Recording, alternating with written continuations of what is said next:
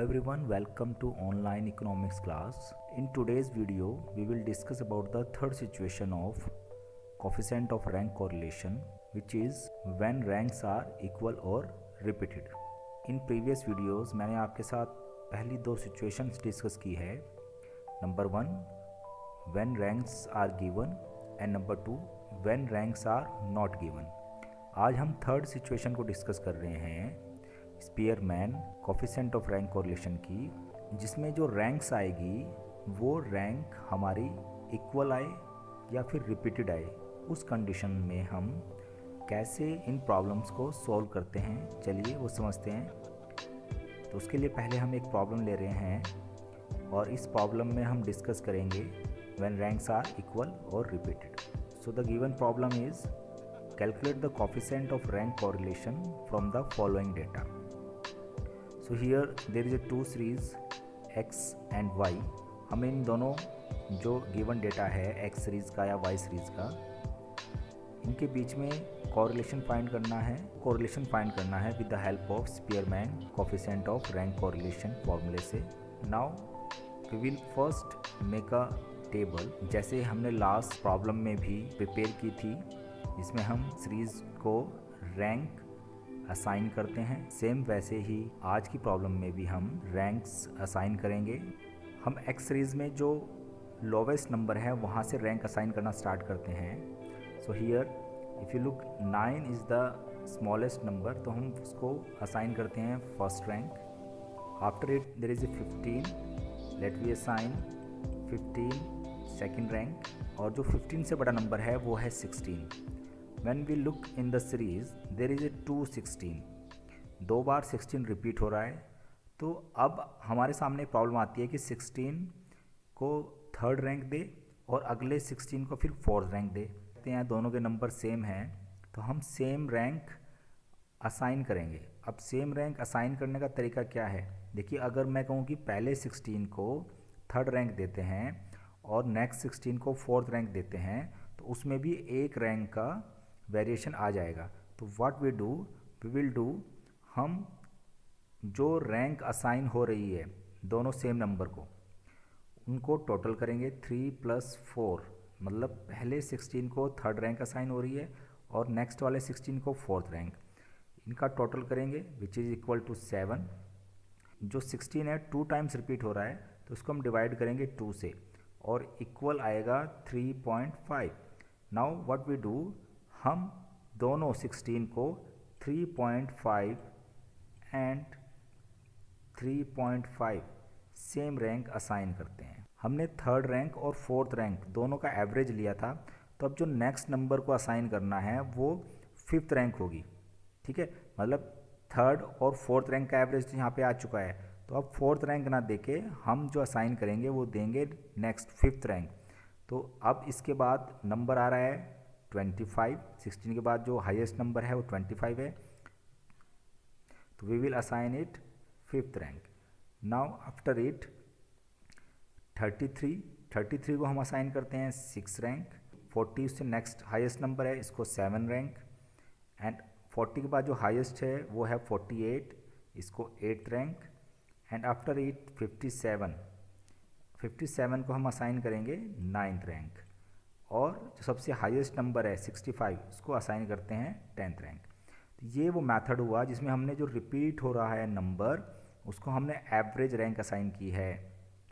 अब next series में भी चेक करते हैं क्या यहाँ पे भी कुछ नंबर रिपीट हो रहे हैं. तो हम देखते हैं यहाँ पे भी 13 रिपीट हो रहा है और साथ में 6 भी रिपीट हो रहा है. तो let we first assign rank from the lowest number. तो लोवेस्ट नंबर में यहाँ पर सबसे लोवेस्ट नंबर जो है वो है 4.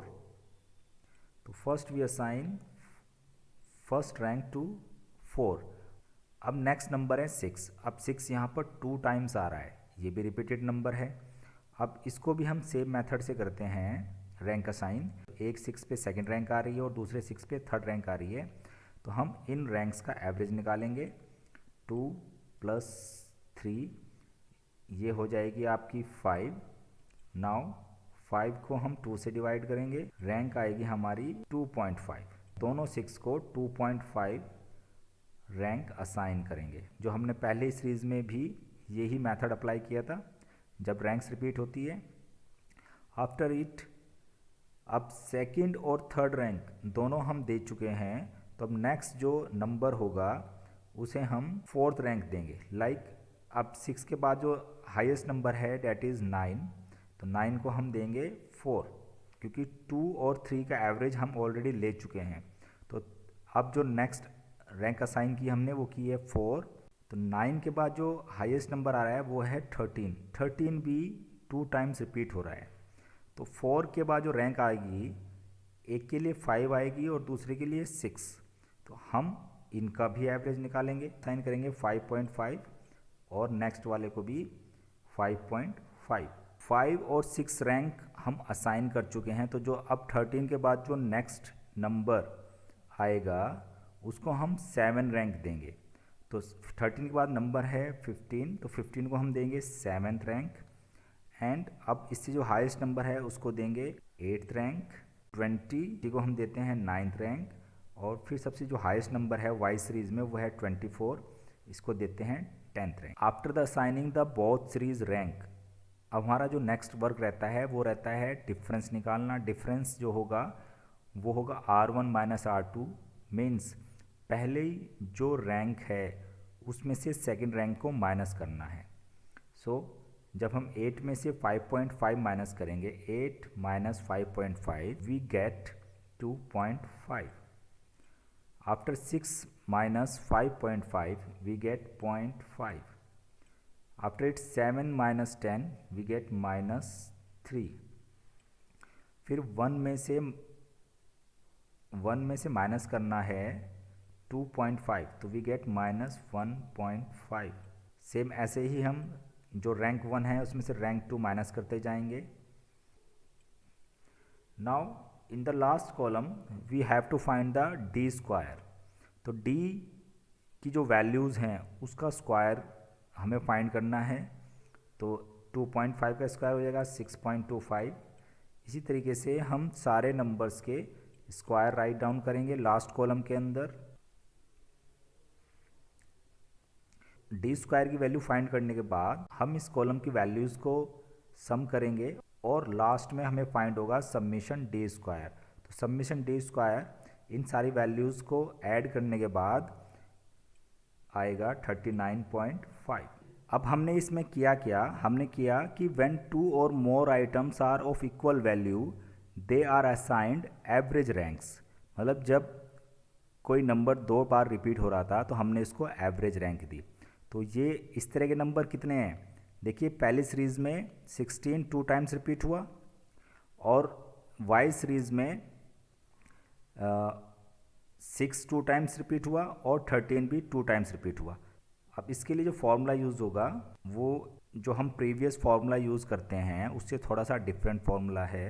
अगर आप देखेंगे वैसे तो समीशन डी स्क्वायर हमने टेबल में फाइंड किया है, एन की वैल्यू भी फाइंड की है। इस फॉर्मूले में जो नया है वो है एम।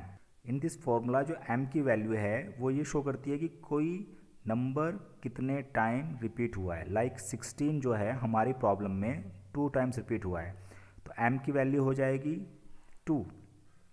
अब ऐसी कितनी नंबर्स थे जो रिपीट हुए, तो हमारी प्रॉब्लम में 3 नंबर्स थे जो रिपीट हुए। जैसे पहली सीरीज़ में एक्स सीरीज़ में 16 2 बार रिपीट हुआ और वाई सीरीज़ के अंदर 6 2 टाइम्स रिपीट हुआ और 13 2 टाइम रिपीट हुआ। अगर आप देखें फॉर्मूले में डॉट डॉट लगे हुए हैं, तो हम ये 1/12 एम क्यू माइनस एम ये 3 बार ऐड करेंगे समीशन डी स्क्वायर के साथ। और 3 बार क्यों करेंगे, क्योंकि 3 बार ऐसे नंबर हैं जो रिपीट हो रहे हैं। अगर हमारे पास 2 ऐसे नंबर्स होते हैं जो रिपीट हो रहे हैं तो हम 1/12 एम क्यू माइनस एम की वैल्यू को 2 बार ही राइट करते। अब देखिए फ्रॉम द टेबल एन की वैल्यू 10 है और समीशन डी स्क्वायर है 39.5। इस वैल्यूज़ को हम फॉर्मूले में पुट करते हैं। समीशन डी स्क्वायर के प्लेस पे हमने 39.5 पुट किया और एन के प्लेस पे 10 पुट किया है। Now further 1/12 according to formula हमने राइट डाउन किया।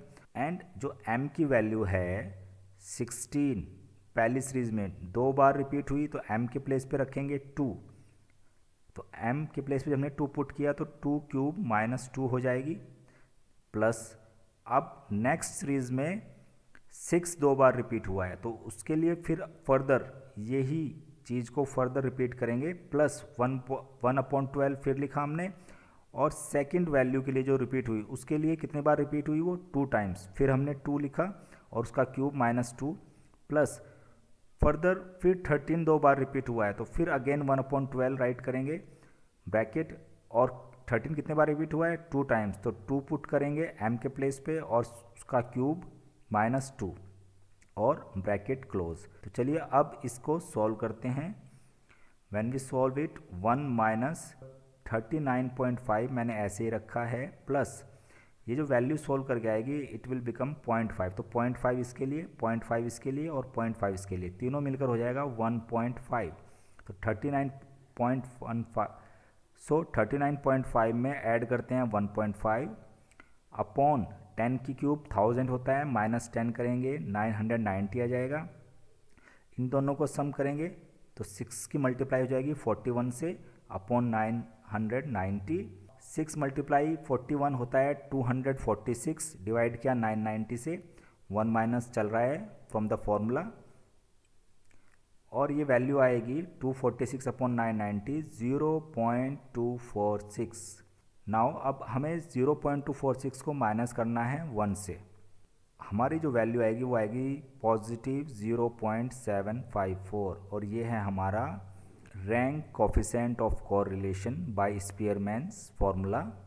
जो वैल्यू है कोफिशिएंट ऑफ रैंक कोरिलेशन की वो पॉजिटिव है, जो ये शो करती है कि दोनों सीरीज़ के बीच में पॉजिटिव कोरिलेशन है, और क्योंकि वैल्यू 0.75 से ज़्यादा है तो हम ये कहेंगे कि ये high degree of positive correlation है। So coefficient of rank correlation हमारा आया है 0.754, so according to this hence there is a high degree of positive correlation between given two series. So this is the third situation of Spearman's coefficient of correlation, और यहाँ पर ये correlation वाला chapter आपका complete हो जाता है। So related to the given situation when ranks are repeat, मैं आपको प्रैक्टिस प्रॉब्लम दूंगा, वो आप सॉल्व करके मेरे को दिखाएंगे। So that's all for the today students. Thank you. Have a nice day.